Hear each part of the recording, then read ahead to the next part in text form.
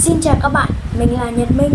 Hôm nay mình lại tiếp tục lên YouTube và giới thiệu một món đồ chơi mới, đó chính là cái đèn Fidget Cube.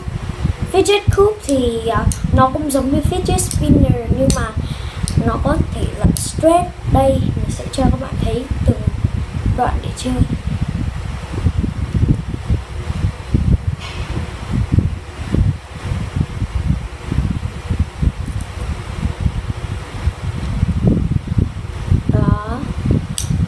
Cái này thì mỗi công dụng nó khác nhau, chúng ta chỉ làm như là giảm stress mình thôi. Mỗi khi học căng thẳng thì mình sẽ bấm liên tục cái này, thì anh mình nói rằng học rất là hăng say. Vậy các bạn nên mua thử nha. Cái khối vuông này thì mình mua giá hơi cao, 99.000 đồng. Mình mua ở Big C chỉ có nguyên một cái thôi. Mình đã nhanh tay và cuối cùng mình đã mua được rồi. Các bạn cũng có thể tìm mua như là trên Lazada, trên Amazon và rất nhiều các trang khác. Đây, đồ này thì rất là trống không có gì, chúng ta chỉ sờ tay vào đây là rút thôi.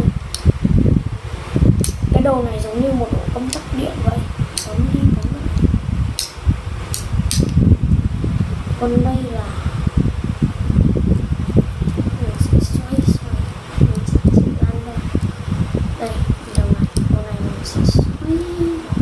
xoay vòng rất là thích, đúng không? Đây là một